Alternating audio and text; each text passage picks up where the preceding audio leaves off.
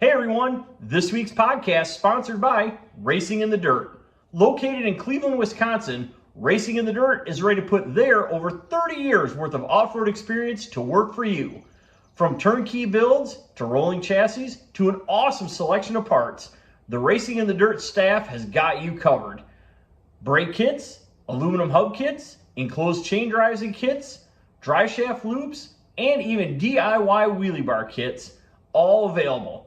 So let Scott, Shane, and the crew at Racing in the Dirt get you the competitive edge you need. Give them a call at area code 920-693-2000.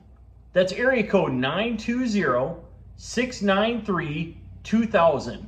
Or find them on Facebook or even racinginthedirt.com.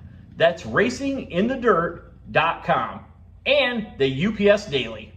All right, we are back with some special guests, and we're going to recap the Pro Sand Drag Association race that just happened at Shelton's Dirt Drags. We are a little bit late on that, but, you know, it takes a little bit to recover after you go racing for a week. And we are with Jeff Guillot, Paul Moore, Ricky Thorpe, and Caleb Mings.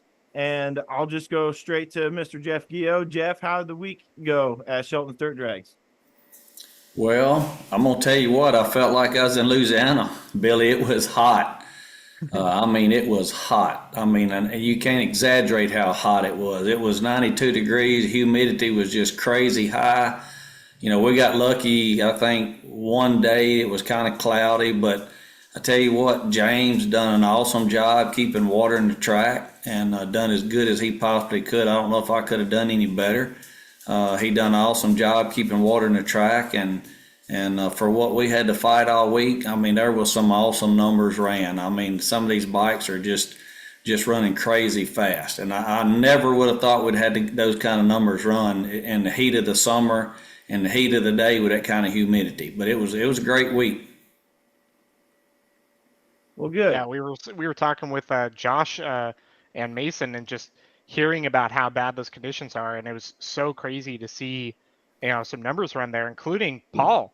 You ran a 309 on your bike.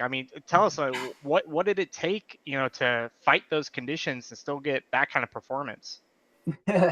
Well, the nice thing about nitrous is you get to spray your own atmosphere. So that definitely helped. I ran it on motor last year.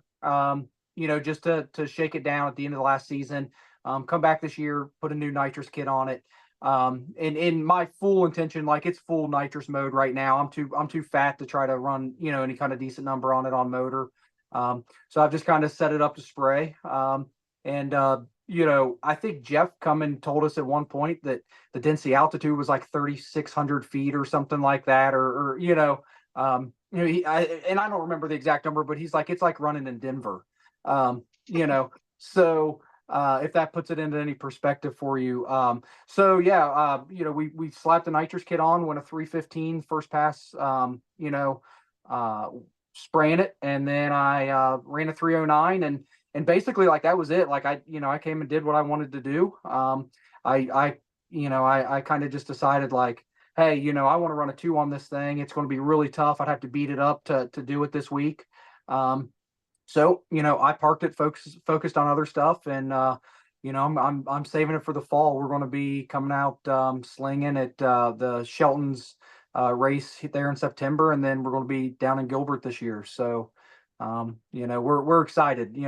And if you see my big old ass running a 2, you'll probably just see it lay over there under the canopy for the rest of the week, because that's all I want to do is just run that 2 and I'll be good. So.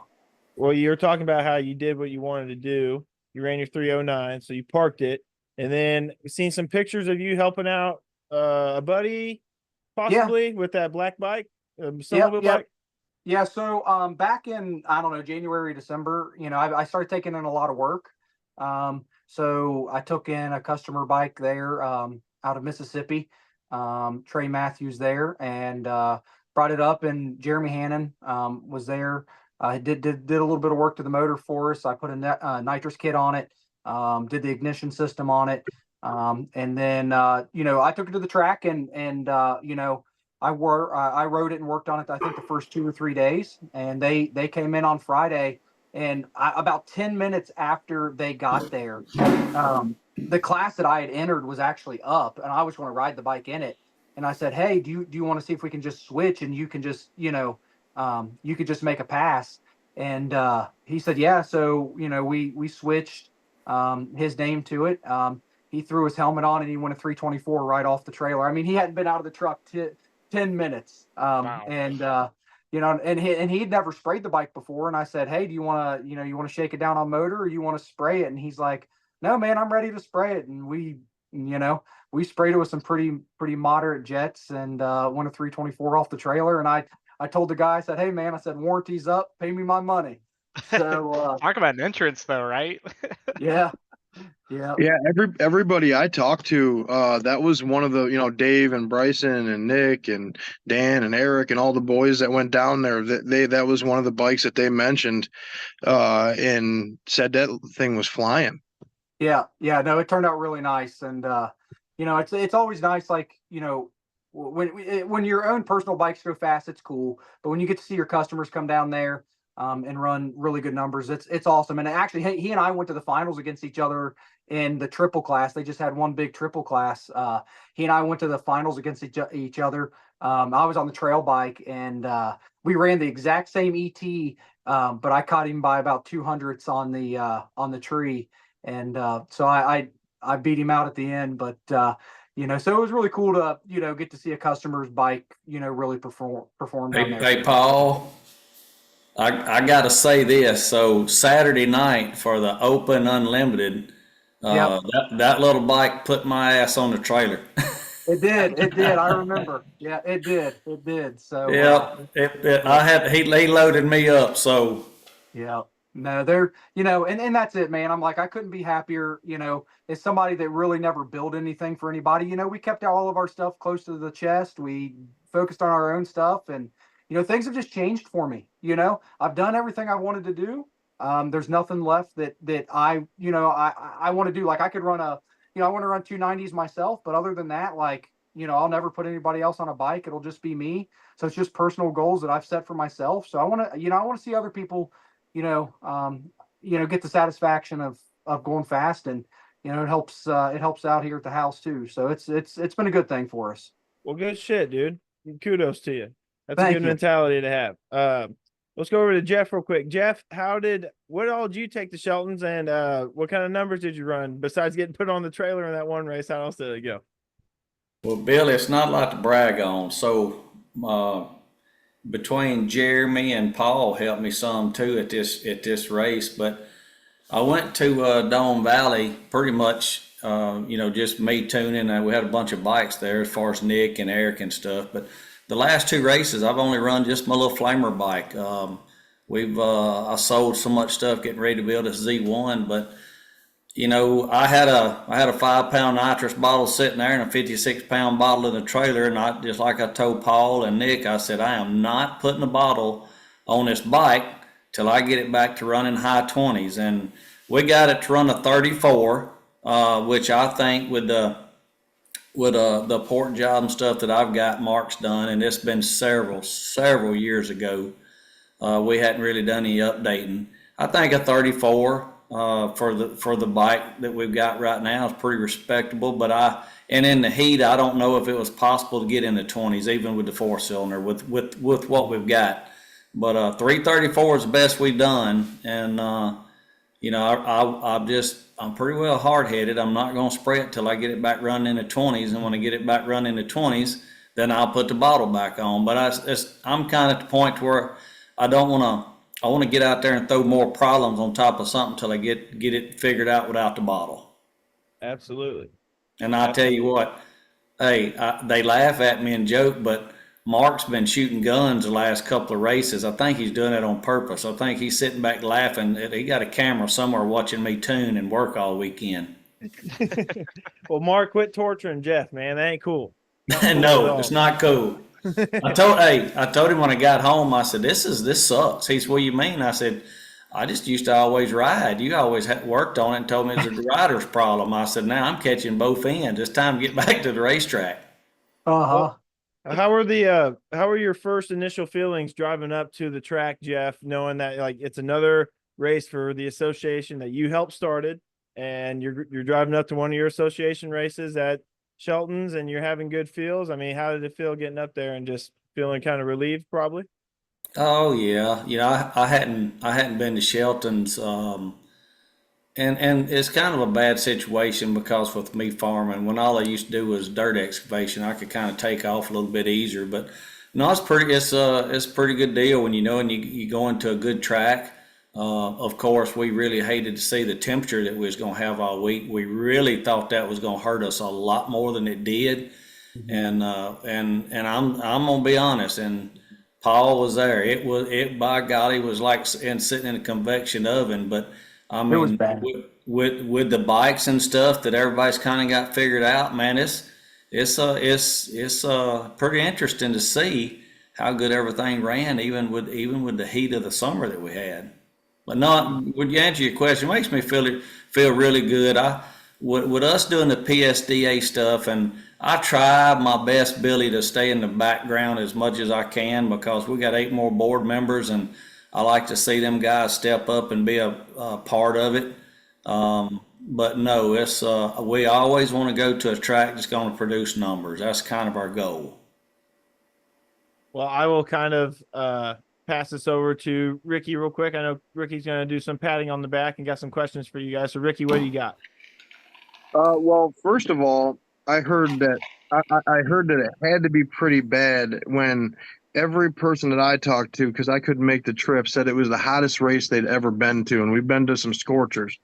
We've had some hot ones in Learjack, Mr. Jeff. I don't know if you remember that years ago when it had to be close to 100+ degrees at Jeff Ross's place, and there's been some hot ones at Shelton's, but man, I guess I'm just pretty impressed by the numbers. Like you guys said, I was thinking, man, if it's 100 degrees, you kind of get depressed a little bit about having to fight those everyone, we're all worried about numbers so much nowadays that you're like, man, this weather is really going to fight us. And I was really impressed, which is leading me to really be curious about what happens in October and in September when the weather is a little bit better, both at Shelton's in September and then at the race in Louisiana. And I'm just happy to see that the sport is hot right now. Not to, no pun intended about the race temperatures, but to see Paul's going to be back in Louisiana for the first time in several years, and to see him and Dewey doing their thing, and Mr. Jeff, you're traveling some more.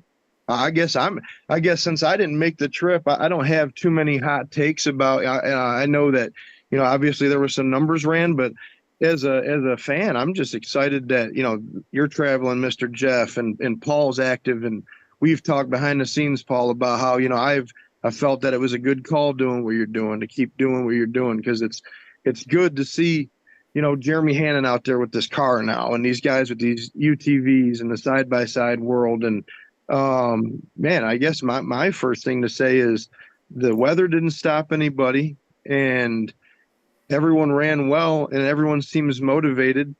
And I like to see that, because we all know that the sport goes through hot and cold times. And man, I'm just excited about the rest of the season, because everybody complained about the heat, but had a good time despite the hiccups that were had out there. Everyone left motivated. Bryson, I guess if I were to point out one, I would be my man Bryson. He had a good showing out there. He's been working hard the last couple of years, and he won a 3:32 and got his first fuel check for the backup pass if he were able to get that 5:25 record. So I mean, I was impressed with how these alcohol bikes were running 100 degree. I mean, people were getting fuel checks in the middle of the day. I mean, that's just you ran your 309 in the middle of the day, didn't you, Paul? Yeah, we ran it right dead in the middle of the day. Yeah, So that's man, that's But like we were talking before we came on, the sport as a whole is getting fast. I mean, that if that race was just another testament to that, you know, a 295 in the heat. And I like to see when people can continue to run numbers at Sheltons, because you know how the sport can get sometimes. Oh, you only go to Louisiana. That's your only shot. Or you only ran that number because you were there. You know what I mean? So it's nice to see people go out to Sheltons, and like for Tony to run that number there. Oh, I can't wait to see him in KNT in October. I'll be at the fence for that. I promise you. Well, let's start there real quick, because I know Caleb wanted to mention something about that too. But the second ever Banshee base build to run into the twos, and you're at the 295 on that 3-cylinder Banshee. Yep. Oh my God. That's really and fast. now that's actually the quickest Banshee pass. That actually beats out Jaden Muchmore in the K&T bike, because they went 298. So quickest Banshee with Blake Chavis there. And you know, we're kind of talking about this a little bit before as well. That's coming off of his accident that he had on the Z1 bike earlier in the week too. I mean, I know that we're going to get into, you know, some of the thrills and spills a little bit later on, but man, just to come back and, you know, as you know, Paul and Jeff have been attesting to how hot it was, how the conditions were really just not favorable to running those kind of numbers. Even the lower horsepower bikes, I felt like, you know, maybe they were a little bit slower than some of the big bikes, just performance wise, but they still were pretty close to the number. And everybody, you know, to your point, Ricky, everybody was kind of coming, you know, out of this event just really on fire. Like, man, we cannot wait to see what we can do when the conditions improve. Right. And James did you know, the unsung hero of the week, and Jeff kind of mentioned it, is, you know, James really did everything he could to give us the best track that he could. You know, I mean, you know, it was hot out on the ground where we were, but I guarantee you the cab of that tractor was way hotter than anywhere that we were all week. The cab of that water truck, and James and his crew, you know, put on an event for us. The PSDA crew, you know, everybody put on a race for us that was as good as that could have been, far exceeded anybody's expectations. You know, I don't think there was anybody in the parking lot that, you know, says, "Oh man, I regret coming," but I guarantee you there were people on Facebook saying, "I regret not going." You know, Yeah, That was me. yeah, same. I was that guy. Even though I would have melted out there. It was a good time, Ricky. You should have been there. You know, not cutting in, but you know, the air at one time, and Paul mentioned this a while ago, the air was like at 4,200 feet one time. Still being good numbers run, but Paul, correct me if I'm wrong. Don't you think the air got, and I didn't check it that in the evenings, but it cooled off a good bit. But you know, the first Tuesday, Wednesday, and Thursday, it was still daylight at 9 o'clock, and that's when we had to stop.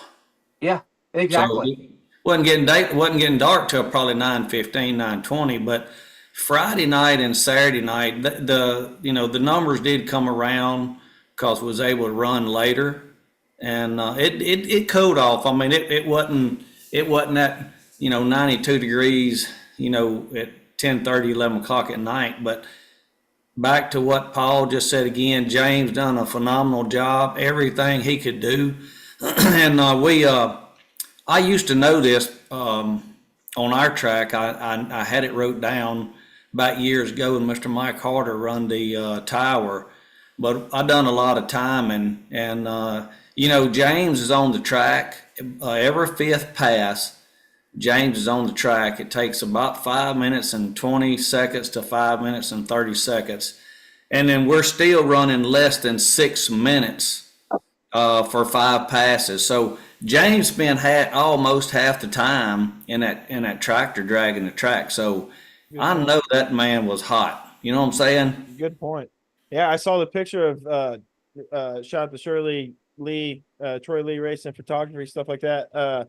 The picture of him asleep on like the chair and the cooler at the same time because he was just working hard and just doing whatever. Like, man, that's gotta give a shout out to James Shelton. He always does great. Absolutely. Well, we were talking about this a while ago. The PSDA wants to have a race. We want to put on a race at a good track. Yep. That's what we really want, because we know everybody wants to run the number. But I will say this. I'm gonna say James's track, just like Ernesto's track.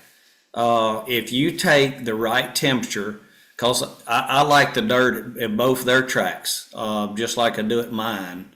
And I'm not biased about any. I'm going to say this. You take any of those 3 tracks that we have our PSDA race at, and I believe every one of y'all agree, on the right day and the right night, if the air is the same at all 3 tracks, I don't think there's not one track any better than the other. It all boils down to you need the right corrected altitude to run those numbers. And if you had the exact air at all 3 tracks, Ricky, there's no track would be any faster than the other. Do you agree? Yeah, only based off of my personal experience, I've had a lot of success at your track, Sheltons, Dome Valley, and Lumber River, North Carolina have all produced, and even Little Sandy. I've had some, and they just redid. It looked like, Paul, did they raise the entire track up over there?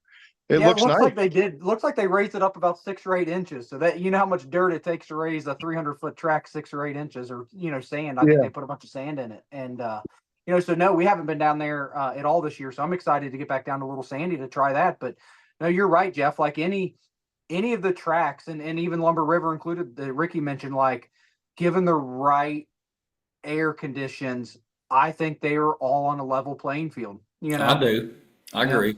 Yep. Yeah, no, I couldn't agree more with that, Mr. Jeff. I really couldn't agree more, because sometimes and usually May is always people are feeling their setups out. You know how that goes. People are still working on stuff in the springtime, at least to me, is when people are still working on new stuff. Like you said, new nitrous kits, new engine packages, whole new bikes, so I think there's a couple advantages to running the September and October races. Doesn't matter where you run, September, October, November, because you go to Lumber River in November and the air is like below. It's like, I think when I broke the record down there, Pat and Tracy, we're down there saying it was like 1,700 feet below, sea level, and Right. you just almost couldn't get any better. Like it was almost like, hey, everyone's running to the staging lanes with their bikes, because this is going to be, so if you were to have that at if you could do that in, say the same playing field at all those surfaces, yeah. You still have to tune for each surface, obviously, but to run in that good air, I think all those tracks that you mentioned are very very capable. I mean, we've seen it. We've seen people run. I mean, all different variations of bikes. Like you said, down in Sheltons, it was super hot. Even the little bikes, like Sean Reeves had his brand new 421 out there. He ran like either a really low 40, I believe, like the second pass. I mean, so everything across the board, from nitrous 4-cylinder CVTs like Paul ran a good number to, Bryson's 525 naturally aspirated twin. It was really impressive. And like, basically comes down to, James is one of the best. It's hard to come by people like you, Mr. Jeff, and James, because people take for granted, like, until you break that number down, half of his time spent prepping the track. People don't think of that, because you're grabbing your bike, going back to your trailer, eating a sandwich, hanging out with your buddies, wrenching on stuff. But Mr. James is still on the, still do, what that's like. Running a race all week long. And to us racers, we're doing, mingling with other people, getting ready and we're bitching like, oh yeah, we got to get ready for another class already. The guys have been on tractors since dawn. And then when we're sitting at our pits drinking beer and hanging out, you guys are still on the track getting ready for the next day. And like you said, shout out to Mr. James. He will do he will do whatever it takes to make sure. I've seen him turn that place from mud to black magic many a times. Obviously was a tough task keeping it. I'm guessing keeping moisture on that was brutal throughout the week. Yeah. So well done to him. I mean, in people, it's all stuff that people don't really take into consideration. I mean, it's a lot of hours day after day. These week-long races, we've all been to them. They'll by the time Friday and Saturday roll around, just as a racer and running a bike or 2 bikes, 3 bikes, I mean, whatever throughout a 5-day event can be brutal. We usually put around 70 hours on our do-all tractor in 5 days. That's crazy. Wow. A lot of hours in 5 days. Well, you know, Bo drives, my first cousin runs that tractor for me, and it's cab and air conditioner, and I just tell him leave it running. I mean, it's not, you just like I just said, James is, you know, running 5 minutes and 20 seconds to 30 seconds with the tractor, and then the bikes is running like 5 minutes and 45 seconds, you know, 5 passes. I told him it's no sense turning it off. Well, you can imagine how many times you have to crank a tractor through the week. So I just tell them leave it on, and we normally put around 70 hours a week. Wow. Yeah, that's a lot. That's something to think about when people want to think about what it takes to put on a race and stuff, is how much really time, you know, the track owner and track staff put into putting on these type of races, especially when it comes to the track prep itself, because that's really the Then hardest part. You got to add the curveballs like timing system, Yeah. bulb failure, hit a sensor, you know, the countless thing. I mean, being in the tower at the Louisiana race every year, I get to see a nice behind the scenes look of, you know, Frankie running around when a sensor has, you know, or whatever it might be. You really don't realize what it takes to actually put on an event for a day, let alone 5. Yeah. Well, not only that, but the caliber of these events. You know, Jeff, you're absolutely right.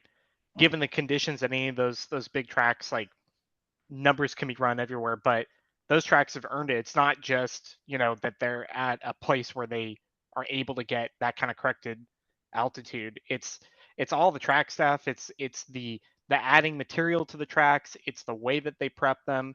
Now, all 3 of those tracks have slightly different compositions. So, you know, Ricky's saying you still have to tune a little bit to the surface that you're on, but every single one of those facilities, the track staff there, they're working their butts off to get the track as good as they can, so that people can run those numbers when the conditions are out. Every track needs a big giant roller, like I think Louisiana so. Sheltons does. Every track needs one. It significant difference. It's crazy. I have yet to run on a rolled track, but back in the day, old school Saboba, we used to have a land plane that would go after they ran kind of a dual system. And man, those are the best. They're smooth surfaces. Well, And did I you can see what happened like, to Damien when he rode my mini bike at Shelton? He freaking couldn't stay on the damn thing. Hey everyone, this week's podcast sponsored by Racing in the Dirt. Located in Cleveland, Wisconsin, Racing in the Dirt is ready to put their over 30 years worth of off-road experience to work for you. From turnkey builds to rolling chassis to an awesome selection of parts, the Racing in the Dirt staff has got you covered. Brake kits, aluminum hub kits, enclosed chain drives and kits, dry shaft loops, and even DIY wheelie bar kits, all available. So let Scott, Shane, and the crew at Racing in the Dirt get you the competitive edge you need. Give them a call at area code 920-693-2000. That's area code 920-693-2000. Or find them on Facebook or even racinginthedirt.com. That's racinginthedirt.com. And the UPS Daily. Hey, I wanted to bring up, this is mainly for Paul because he knows him better than all we do. Jeremy Hannon running Yeah. 311 with Yeah. that freaking side by side, and then he did it with 20s on. which 2000, Billy. I knew you were going to bring it up, Billy. Yeah, I had to I throw would. that out. I knew you were going to throw it. I literally messaged my brother-in-law and said 2000s, dude. I am the biggest fanboy for 2000s, and that was beautiful. Dude, I'm a Yep. big 1650 guy. So whenever I seen 2000s running freaking 311, I was like, oh my God. But Paul, Yeah. tell us a little bit about what he's got going on there. That's insane. So, the car's owned by Ryan Momber. I think it's Ryan's car, right, Caleb? Yeah. So, Yeah. and then I would say it's probably Dave Dunn's customer, and then Jeremy did all the fab work and does all the tuning, and he drives the car. And so their first pass, they had, we built them some big hookers. And their first pass, off the trailer. They had the hookers on it, and it left really hard. Jeremy's like, it left really hard. Pulled the motor down just a little bit on the big end, and then they came back, made a second pass. They swapped the tires out, made a second pass, and I think the first pass it popped off like a 290. But Jeremy collects a bunch of data on the car. And Jeremy's one of these honest guys. He's not going to sit there and claim a number that a car doesn't run. And so Good on him. something didn't add up there. And came back, pulled the data, made some changes, swapped tires out, made the second hit, and that's when it went to 311. But what's unique about that is that actually the 311 pass, it shut off at the end of the track. Like, it coasted through the traps, and you could tell that in the mile an hour. Really? It coasted through the traps. And it shut off at the end of the track. And as soon as we went and got him, and he said, "Man, he said it's done. The motor's hurt." And if Shirley actually posted a video of that car, if you look in the one picture, as soon as he launches it, it's already pushing water out. So what happened was we pulled the motor. We pulled the motor that day, and pulled the head off of it, and it had torched the head. So it had actually blown a head gasket the first pass, down wow. there. Yeah. So if you look at that video, it's pushing water as soon as he leaves the second pass. It ran a 311 and it coasted through the traps. So brought it back, swapped the motor. The second motor that he put in, was a good motor. Didn't have the ported head on it. The first one had a ported head on it, but swapped the motor, went out, and as soon as he launched it broke the transmission. So Dave and Jeremy come back. And that was in qualifying. I think they were in the 319 and down index class. That was in qualifying. So between qualifying and first round, they actually swapped the transmission in that car, and brought it back, and then it went hard right. So they think that something else was probably broke in the drivetrain, because it went hard right as well. So no, the car's incredible. And Jeremy has a pretty good handle on that motor setup. They do that motor in a lot of their sleds. The amount of power that he thinks that thing's putting out, given what the car weighs, the way it translates into the ATV world, it absolutely will run deep into the 3.0s or the 290s with that kind of power and that kind of weight that it weighs. So it's exciting to see. It's exciting to see what those guys are doing, with that car. And it's, I'd seen the car before. I spent quite a bit of time around it. Obviously, Jeremy's done my motors the last, 7 or 8 years, and I'm really, really good friends with him.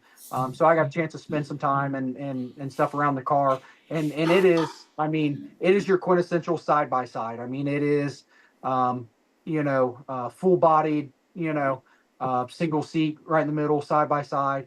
So it's really cool. So you're saying it doesn't get confused as a dragster?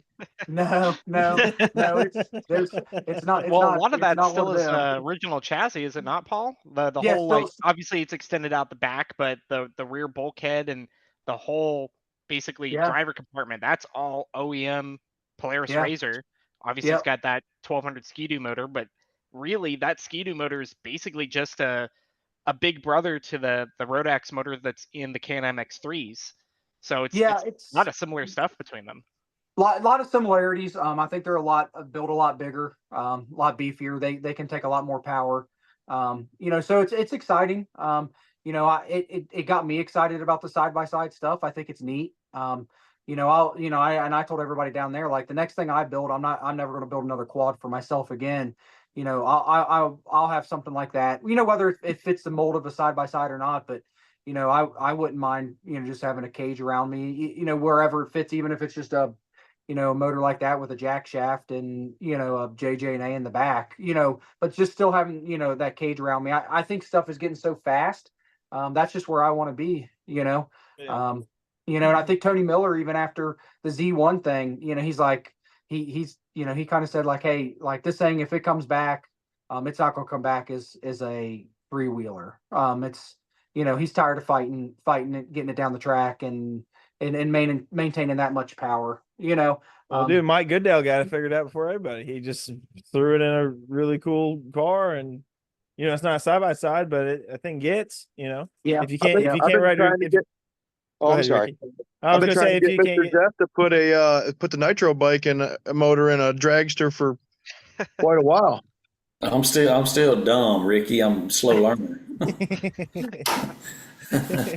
Well, I'm a Banshee guy still. So what does that make me?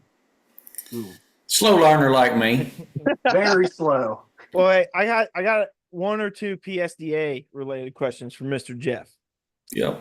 I don't know when exactly you guys did this, but I just noticed it this past Sheltons race. You guys changed your index stuff. It was 339 and faster, but now it's 319 and faster. Is that right? Was that just changed for this last race, or did you all do that back in October too? We changed that in at Dome Valley. I think that was our first race. Oh, okay. Why the change? Bikes getting faster. Fair enough. And so just take, for example, so for if I want to run my nitro bike for another record, if I wanted to run it and try to break that 254, you got to do it, and you got to do it in an actual race. So that's the reason. So, like, my nitro bike is legal to run in the 4-cylinder unlimited, but we felt, I felt that it would be unfair at the time to try to run it against, just say, my 4-cylinder snowmobile. It's a 4-cylinder. If I'm running the bottle, it's a 4-cylinder unlimited. And we just kind of felt like it's fair. And I asked the PSDA if they would throw in another class.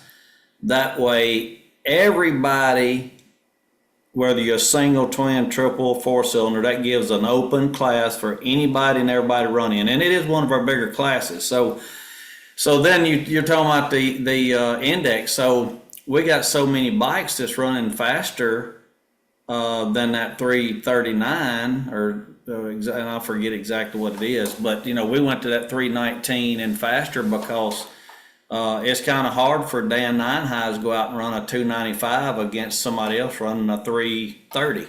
Sure. Right. So we was trying to make it a little bit more fair, Billy. You'll that notice sounds too, good. Billy, that there's fewer and fewer events where you're seeing like the 440 or 420 index getting filled up as well. So everything's kind of just shifted up the scale, a tenth or two at least. Well, you also pretty you much also everything's 340 and down now. Pretty Yeah, much. yeah. 360 still is a pretty good Well, index. But yeah, the all of them, like 4.0 and down, usually fill. But the crazy thing is that there were so many 339 and down Yep. because it was a pretty broad spectrum. Because now everyone running essentially low 40s to 290s was going to enter that class. Now we just have 2 full classes because 320s for a lot, like you said, everything's kind of picked up in ET. So, there's a lot of 320 bikes. And then now the outlaw, what I consider the outlaw, the big bikes, there's a lot of bikes, running that 319 and down. It's incredible. Chasing 290s or running 290s, whatever it might be. So, when the index classes were first done, when PSDA started in 2013, bikes weren't running like they were now. And there was no need to split those up because there would have been three 319 and down bikes, and there would have been 4 320 bikes or whatever it might have been. But they're now just everything is. So it goes back to what I said earlier about the sport being hot. I mean, if we had to actually split up the fastest available class for index day, shows you where we're at, in my opinion. Yeah. Yeah. Caleb, Well- Ricky, you guys got anything else? Yeah, let's get into. We've talked a lot about some of the crazy times and stuff, but there was also some crazy passes that happened. Just some wild racing incidences. We saw. Obviously, we just spoke a little bit about Blake Chavis on Tony Miller's Z1 trike, and that one had a crazy pass where it got up on the bar. It looks like they kind of figured out that an axle broke on it that made the thing just climb real hard on the left rear tire, and it's a little hard to steer with your steering wheel up in the air, and it kind of came down and that smacked into the guardrail. Luckily, Blake came off the bike, was okay. Like we said, he went on and ran that 295. We had a couple other instances that were kind of crazy that happened. Ricky, your girl Kevin, tell us a little bit about like a kind of scary incident that she had there. Some kind of issue with the wheelie bar bolts, and just one of those things where we all kind of think that it won't happen, and then it's one of those freak accidents that happens, and she got busted up, but she is last time I spoke to her doing well and healing up. It's going to be quite a process to get healed up, but she's as tough as they come. And we'll be back on the track as far as what I'm being told. Yeah, I know, like, she came back to the track and, she was walking around, and her mom said that, she felt like she was, Kevin wanted to ride Saturday. She's like, I think I'll be ready to ride again Saturday. They said, no, honey, I don't think you're going to be ready by Saturday. So they left a little earlier throughout the week. But yeah, she was a trooper. She really was. She's as tough as they come. Yeah. Very, very quiet. So people might, not understand that she is, she puts a lot of effort into this, and this is what she loves to do. And she's as tough as they come. I mean, she took quite a shot off the handlebars and to the face, and I mean, the fact that she didn't get knocked unconscious or anything, she's, I mean, tough as nails. She is as tough as nails, and she's healing up and doesn't really know when she's going to be back, but from what I'm being told is she's definitely going to be back in the saddle. So I'm I'll happy. tell you, Ricky, it's her wreck there has made me think that maybe mouth guards should be in the mail for quite a few people, because I mean that's something that you can't really protect against, I mean, She had a full face helmet on, and Yeah. I seen the video, and I was like, how did this happen? She had a full face helmet on, and I don't know, Ricky, give me some insight. I know you wasn't there. You've talked to her. I actually left her a message to check on her, and I don't think she's checked her message yet. But did the handlebar go through the visor? Well, Paul, did you see it? No, just the video. So Ricky, I don't. I spoke to her mom and dad. Called me back the following week, and we talked a little bit. And they're thinking that well, clearly, from what there's only one way, is that the handlebar obviously hit her in right below the nose, and I mean, she held on to that thing, trying to keep it from going over backwards like a champ. And man, the amount of force, because what people don't think about is how long the bike's maybe 20 over out the rear, right? You ever see one of those pro street motorcycles when they wheelie, and then the guy's up in the air, 3 feet off the ground, 4 feet, 5 feet off the ground, because you're just along for the ride, and coming down. And in my opinion, and in Kevin's opinion, and her parents and everything, it was kind of the best case scenario, because if that would have, gone, sorry, we got wild mini bikers in the neighborhood, but if that would have been below the helmet, it would have been really bad. And so as bad as it was for her, it was the best case scenario. And she lives it for real. So it's not detouring her off, which, in my opinion, if it could have done that to someone who was any less dedicated and passionate than she is about it, because it was a hell of a shot for sure. Well, shout out to Killer Kev, and I'm wishing her nothing but the best with the recovery she's probably going to be facing. Hey everyone, this week's podcast sponsored by Racing in the Dirt. Located in Cleveland, Wisconsin, Racing in the Dirt is ready to put their over 30 years worth of off-road experience to work for you.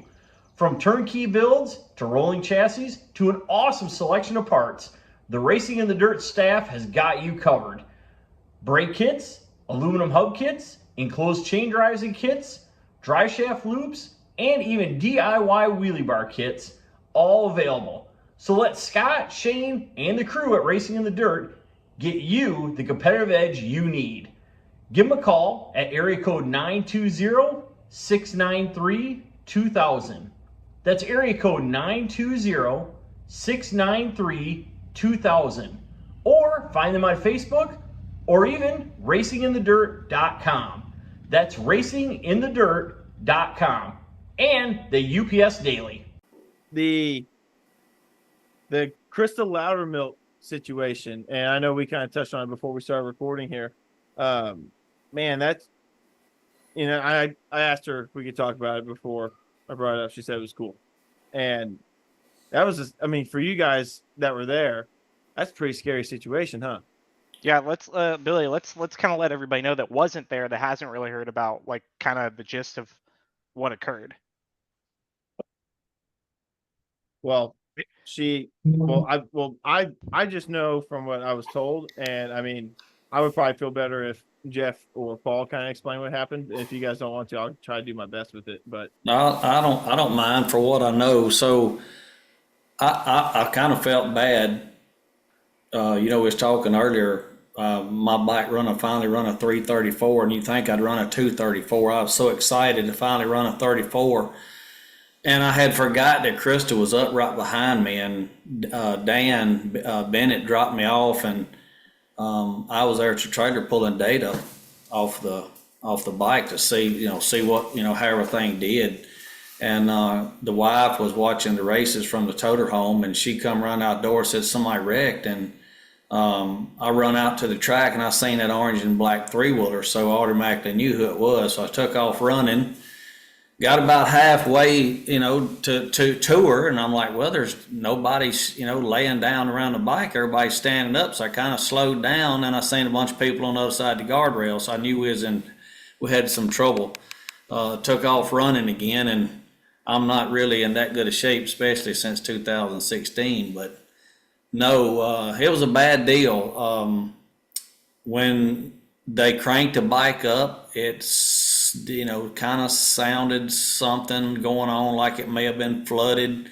They cut the bike off, forward it just for a second, cranked it back up. They didn't do anything different. The bike cranked right back up, sounded fine, and everybody walks out to the middle of the track to line Krista up, and here Krista comes driving across the track, and all of a sudden the bike just took off, just like she went full throttle. And Paul Moore, Jeremy Hannon, myself, Nick Bennett, Dan Bennett, and I'm probably going to leave out a name or two, but they thought maybe the throttle cable had a burr in it, and they pulled the throttle cable completely off. They couldn't find a burr, worked it back and forth. They can't find anything whatsoever that happened to that bike. Wow. To even cause the problem. So I don't know. We talked a little bit, Race much more, talked to him, and this new bike we're building, I don't know that we're going to have a throttle cable.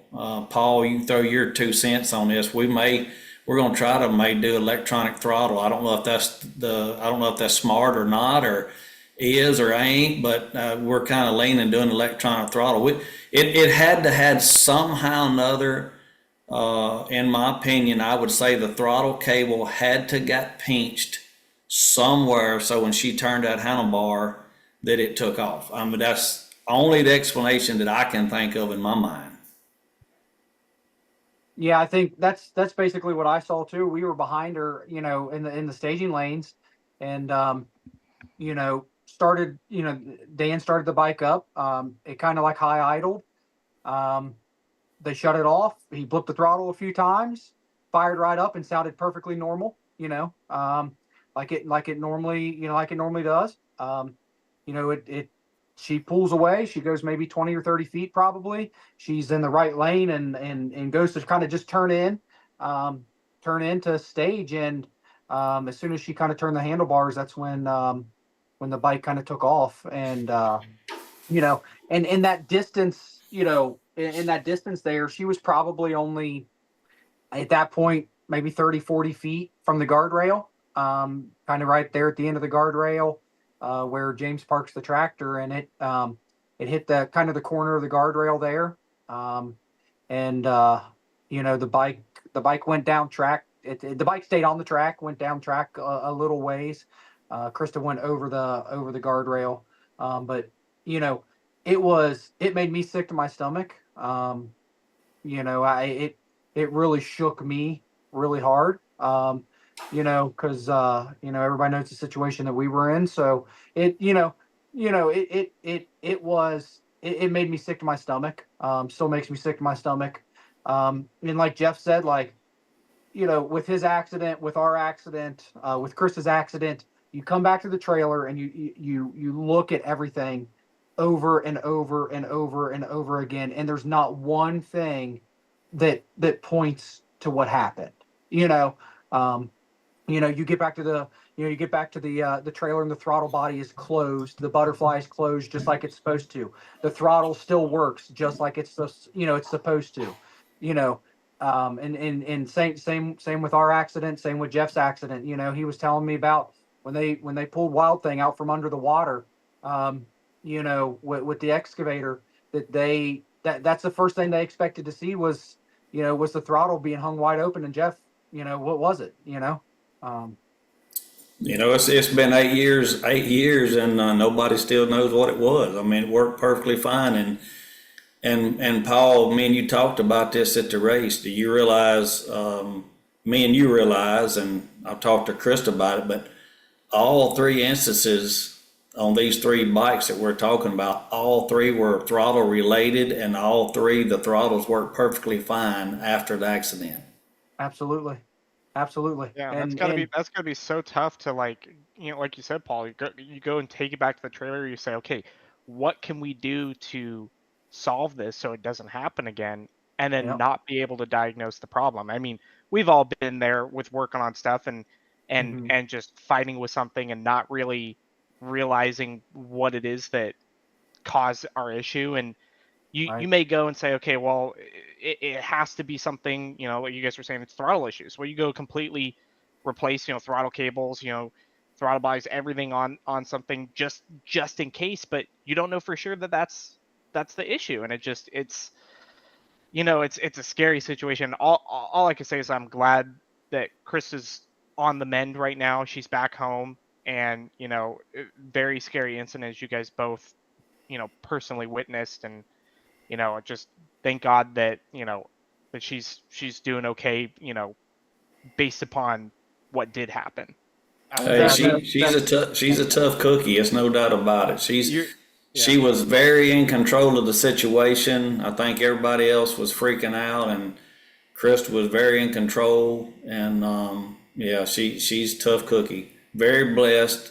I know it's not a good situation, but very blessed that this broke leg and a couple little broke bones is all that happened. It could have been a lot worse.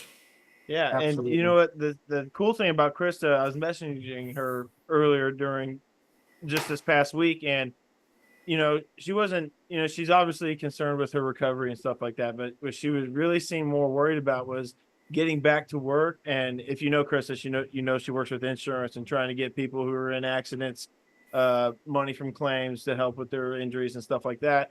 And she was more concerned with helping out her insurance claims customers and getting what they need rather than her own injuries and stuff, which is just, speaks about her as a person. But I actually reached out to her, and I asked her if there's anything specific you wanted us to say whenever we talked about this. And she said she wanted to stress safety.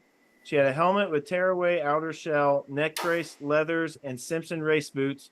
If she would have been in jeans, leggings, or wind pants, it could have been way worse. And then I asked her if it was okay to tell us what the injuries were. And so these are the injuries that Krista faced. And, if you all don't want to hear this, you can skip it. She suffered a right broken femur that got a rod. Her right ankle bone, which is a talus, came completely out and had 2 surgeries so far to keep it together. And there's possibly more coming with that. And she still needs right shoulder surgery. Excuse me. She still needs right shoulder surgery, and she has to see a specialist about her left hand. So she is tough as nails, still like going to work, and still what she still needs to do throughout everyday life, on top with all the things that I just listed she's dealing with. So, and definitely, definitely keep her in your thoughts and prayers though, because absolutely, still a long road to where she's going to be, back to normal. What were you saying, Paul?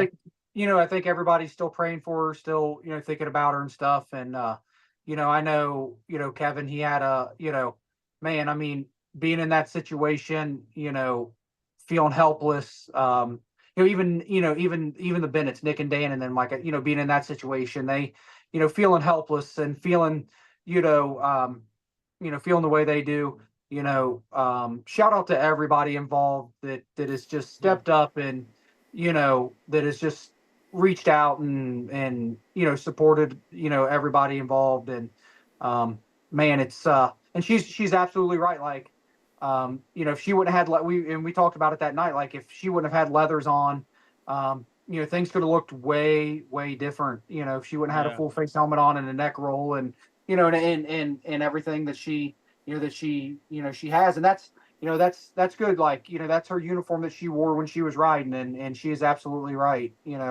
about the safety thing. And it could have been much worse. So we're very blessed to be able to be given an injury update on this situation, Yeah, for sure. And we're hoping to speak with her and Kevin about what happened. Well, not really just what happened, but their racing career as a whole next week as well. Yeah. So that'd be cool. Shout out also to all the people that helped Kevin get home, because I know he, even after all of this happened, I'm sure he'll talk a little bit more about it when we had that sit down with them. Man, he had a hard time getting home too, blown tires and just all sorts of issues trying to get home. So shout out to all the people that did help him out. I don't recall who it was off the top of my head that all kind of helped him out with that, but thank you guys for helping Kevin get home as well.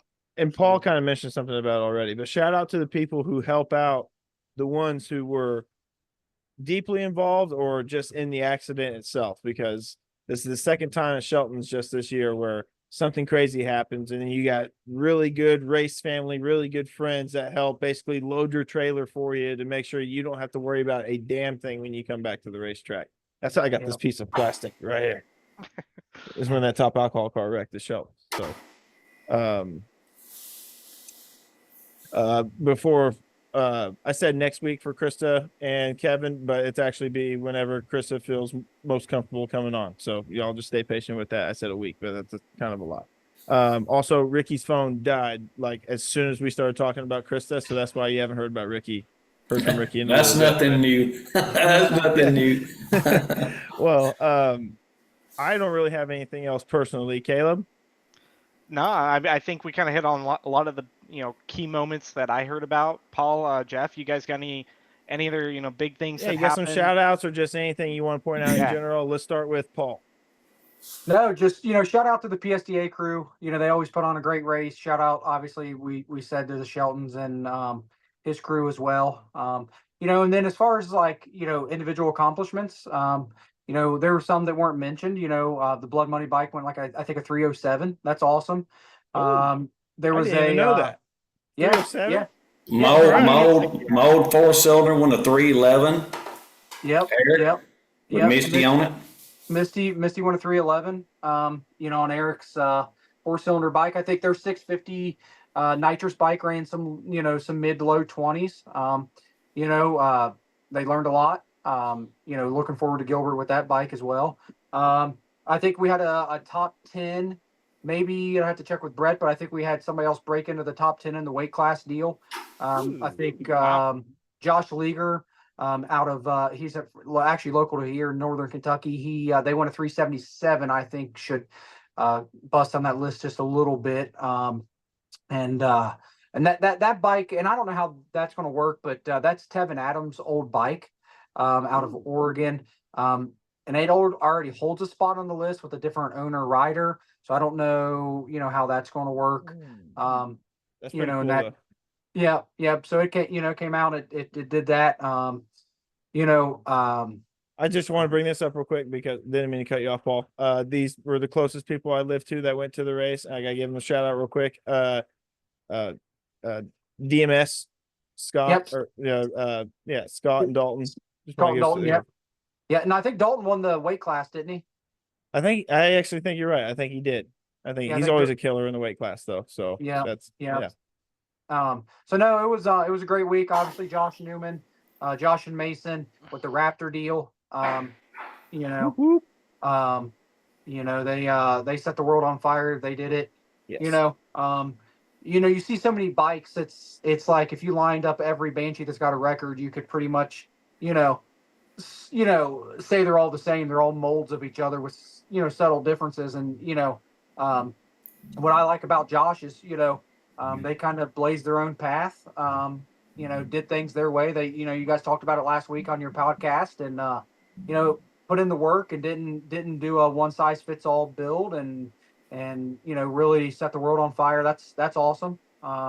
Again, we mentioned it before, the side by side, running a 311. I know they didn't back it up, but I think they definitely, set the bar high. But they had a time slip. But they had a time slip. They had a time slip.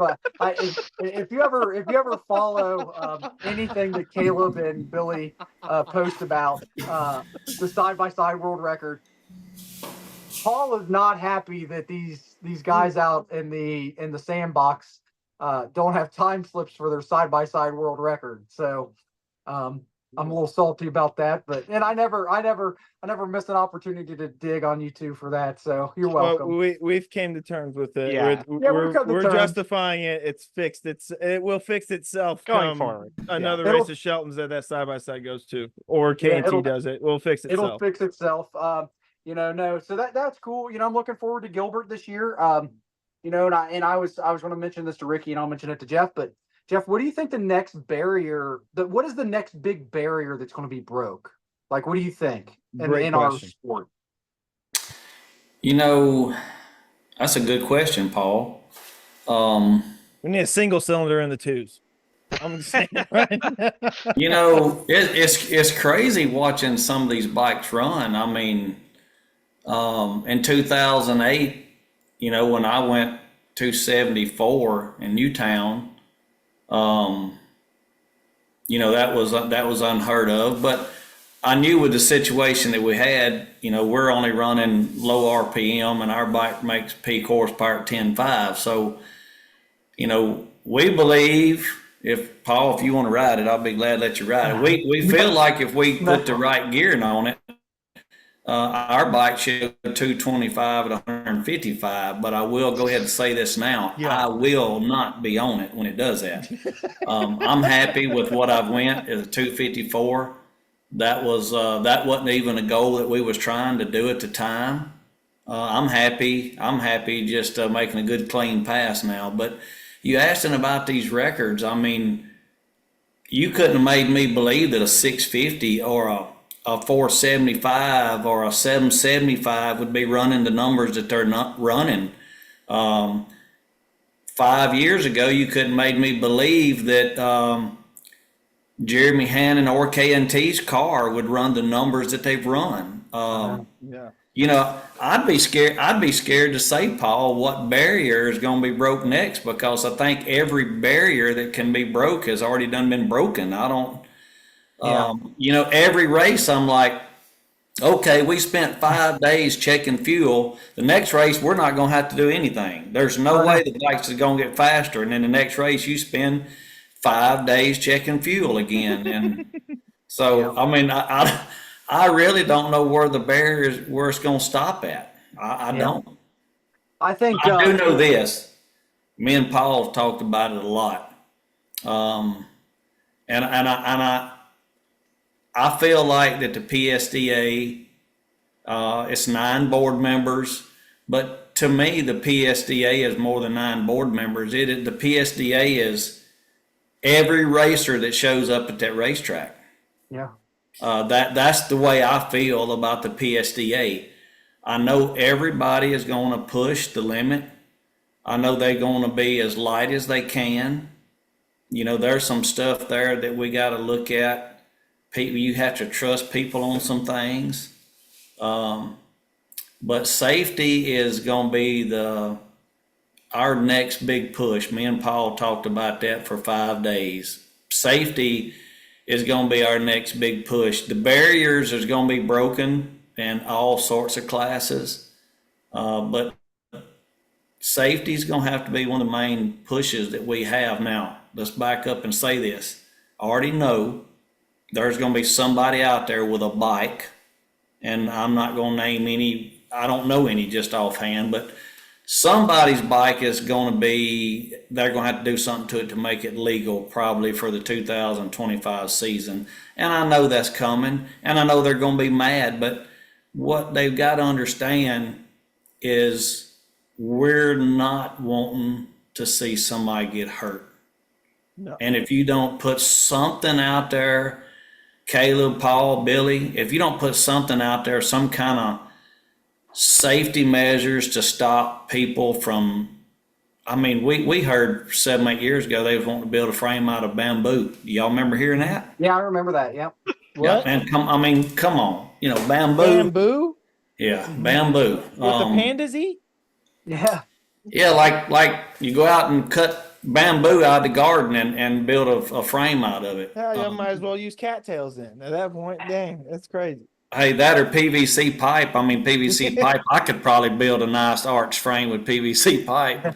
But you know, there's just got to be some common sense on it, and I think I don't think there's any riders out there that their bike owners won't. There's not a bike owner out there or a builder that won't see somebody get hurt. No. But there's a lot of people out there that's going to keep pushing that limit and pushing that limit. You know, my old frame, me and Paul talked about this the other day, my old frame's heavy. But I bet it could be a lot lighter, you know what I'm saying? But back when my old frame was built, that's what everybody believed it took to stay together. Well, we've been shown different over the years. There's so many more frames that's done been built that's just lighter and lighter and lighter. You take Tony's frame on that he just went that 295 on. Blake did. 5 years ago, I wouldn't have even thought that you could put a triple frame on triple motor on a frame like that. Would you, Paul? No. You know, but it's working. Yep. But you know, it's working. Yeah. Yeah, no, it is. And I think you're right, Jeff. You know, I think that's the next big move is, you know, things are going to naturally get faster. Whether there's a little bit of safety changes, you know, I don't think it's going to slow anybody down. I don't think it's going to handicap anybody or keep anybody from breaking existing records, you know. And I know Billy and Caleb have mentioned before, you know, the uniform that the racer wears, you know what that looks like. And, PSDA does a really good job with the boots and the pants and the long sleeve shirt and stuff.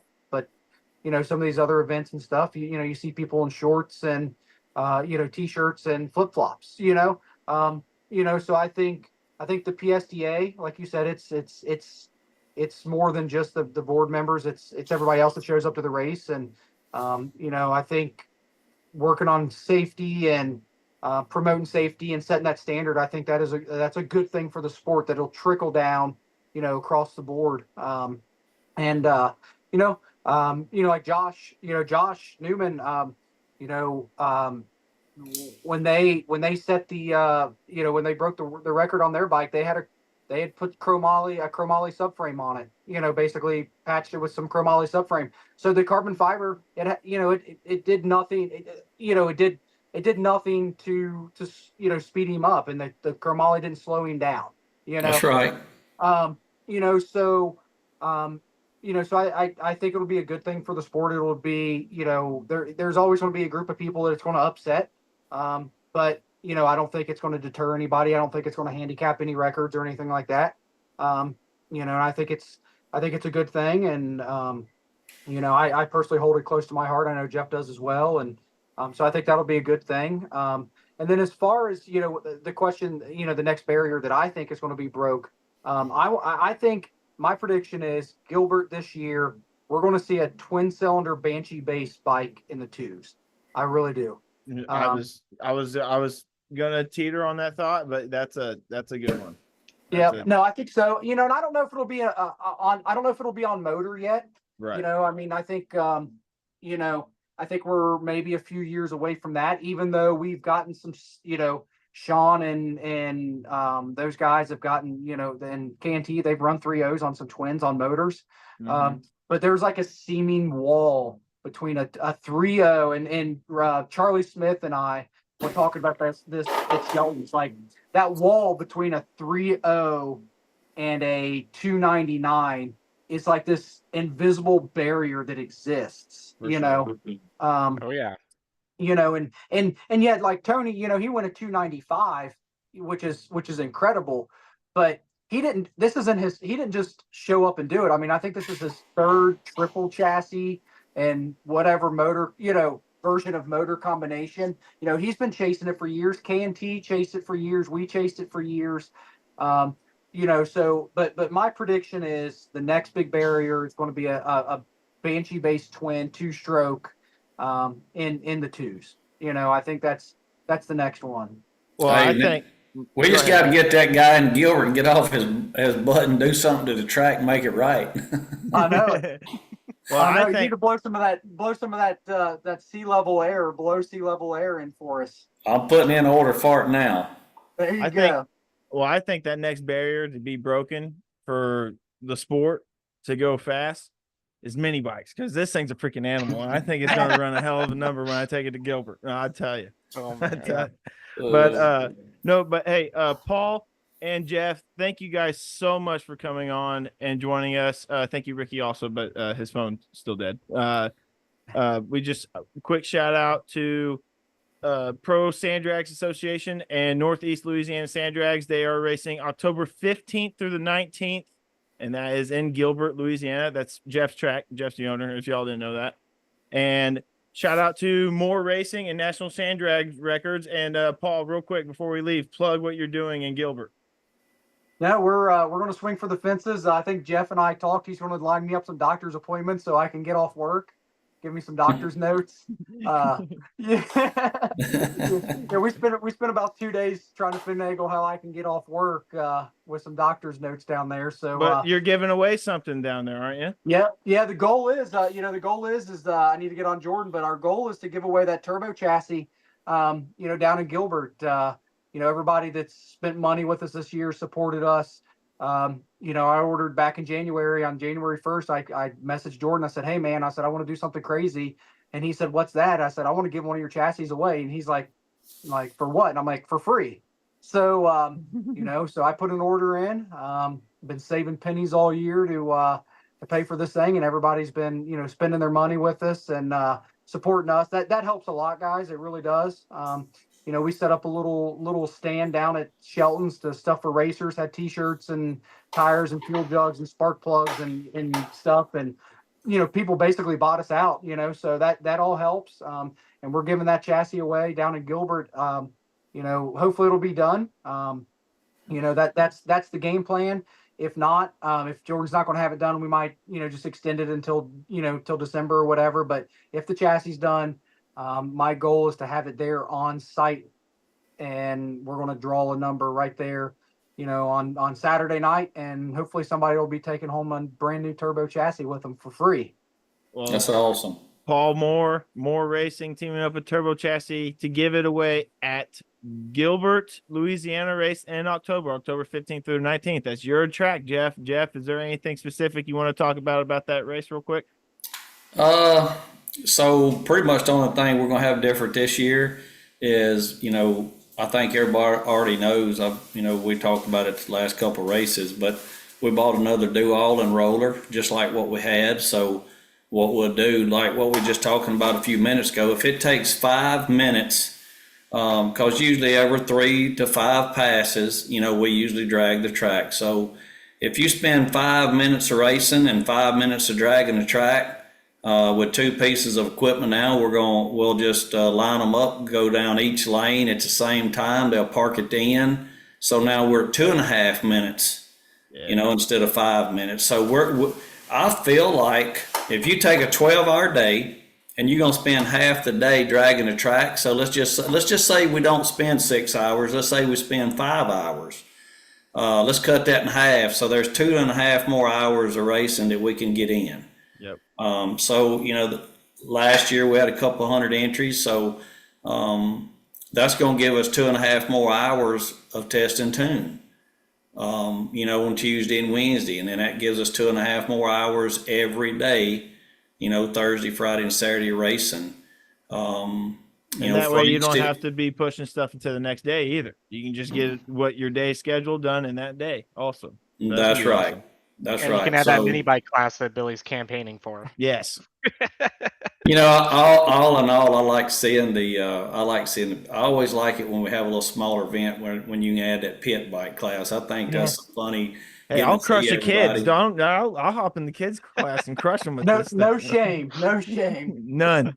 But no, Frank's going to be here again with Porter Tree, and I think probably it don't mean nothing to any of y'all guys, but I think the girls in the tower is going to be really tickled. We finally put them another window in the bottom of the tower on the track sides instead of having the one little window to see out. So all the girls can actually watch the races from inside the tower. So I expect a pat on the back from the girls in the tower anyway. That's awesome. No, the other thing that I like to say is, hey, Homachita is running this weekend, this coming weekend. Good plug. I'm trying to, hey, go support your local track. It don't matter if it's Homachita. It don't matter if it's, somebody in Kentucky. It don't matter if it's somebody in Arizona, California, Oregon, Michigan. It takes, these tracks cost a lot of money. You show up at one of our events and you go to counting heads and you automatically say, man, look how much money the tracks are making. But it's the unforeseen cost. Most tracks don't stay in business long. It's because the unforeseen amount of money that it takes to run the event that you don't normally wouldn't think of. But support your local track, help them. That's the only way that the tracks are going to stay open. You got to have support. Our PSDA, I say this, I don't think I've ever personally give a driver's meeting that I didn't tell everybody there.